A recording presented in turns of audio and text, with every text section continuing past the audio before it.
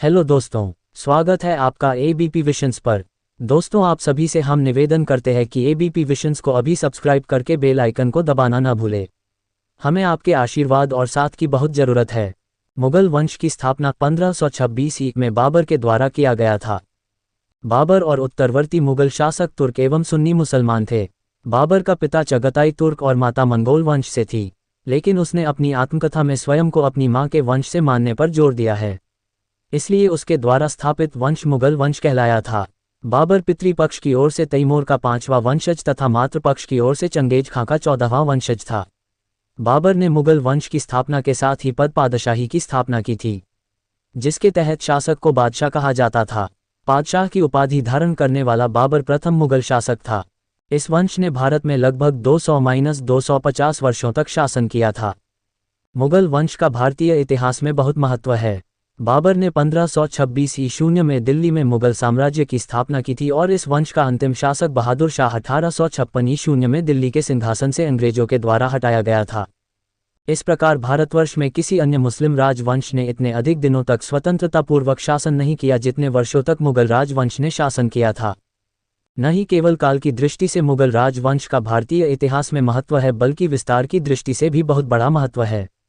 मुगल राजाओं ने न केवल संपूर्ण उत्तरी भारत पर अपना साम्राज्य स्थापित किया था, बल्कि दक्षिण भारत के भी एक बहुत बड़े भाग पर उन्होंने अपनी प्रभुत्व शक्ति स्थापित किया था। शांति तथा सुव्यवस्था, राजतंत्र, स्थापत्य कला और संस्कृति के दृष्टिकोण से भी मुगल राजवंश का भारतीय इतिहास में बहुत बड़ा महत्व है। 1526 ईस्वी में पानीपत के प्रथम युद्ध में विजय के बाद बाबर ने काबुल के प्रत्येक निवासी को एक चांदी का सिक्का दान दिया था। इस उदारता के कारण उसे कलंदर की उपाधि दी गई थी। बाबर ने काबुल में चांदी का शाहरुख तथा कांधार में बाबरी नामक सिक्का चलाया था। दोस्तों, आप सभी के लिए एबीपी विशंस की तरफ से एक खास सूचना। हम एबीपी विशंस की तरफ से ये घोषणा करते हैं कि हम एबीपी विशंस के कमाई का 50% अनाथ आश्रम, वृद्ध आश्रम और भारत के बेटियों के उज्जवल भविष्य के लिए डोनेट करेंगे, जिसके लिए हमें आपके सपोर्ट की सख्त से सख्त जरूरत है। दोस्तों, चैनल को सब्सक्राइब और वीडियो को लाइक करके बेल आइकन को दबाना मत भूलें।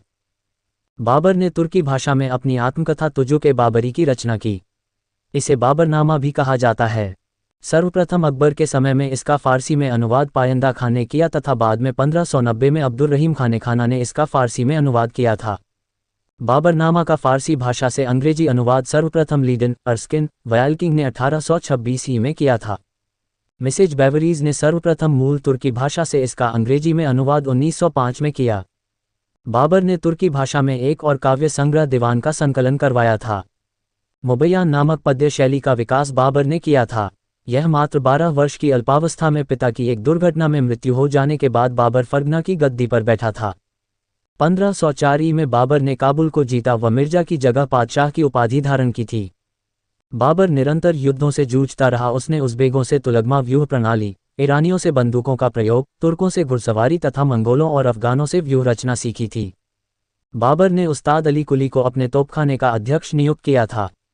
बाबर के आक्रमण के समय भारत 7 राज्यों में बंटा था, जिनमें 5 मुस्लिम बंगाल, दिल्ली, मालवा, बहमनी, गुजरात और 2 हिंदू राज्य मेवाड़ व विजयनगर थे। बाबर ने भारत पर 5 बार आक्रमण किया। बाबर ने भारत पर पहला आक्रमण 1519 ईस्वी में यूसुफजई जाति के विरुद्ध किया और बाज और पाक के दुर्ग पर अधिकार कर लिया। बाद में बाबर ने भेरा पाक नामक स्थान पर भी अधिकार कर लिया था। भेरा अभियान में बाबर ने तोपखाने का प्रयोग किया था, जो असफल रहा। बाबर को भारत पर आक्रमण करने का निमंत्रण पंजाब के शासक दौलत खां लोधी और मेवाड़ के शासक राणा सांगा ने दिया था। पानीपत का प्रथम युद्ध 21 अप्रैल 1526 में बाबर व इब्राहिम लोदी के मध्य लड़ा गया। इसमें बाबर विजयी हुआ।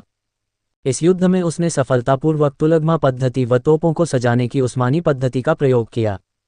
2 गाड़ियों के बीच व्यवस्थित जगह छोड़कर उसमें तोपों को रखकर चलाने की पद्धति को उस्मानी पद्धति कहा जाता था। बाबर के 2 कुशल तोपची उस्ताद अली व मुस्तफ़ा थे। खानवा विजय के बाद बाबर ने गाजी की उपाधि धारण की थी। घाघरा का युद्ध प्रथम युद्ध था जो जल व थल दोनों में लड़ा गया। बाबर की पुत्री का नाम गुलबदन बेगम था। पानीपत के प्रथम युद्ध में पहली बार बाबर ने तोपखाने का तुलगमा पद्धति का सफलतापूर्वक प्रयोग किया। सड़क मापने के लिए बाबर ने गज बाबरी मापक का प्रयोग किया।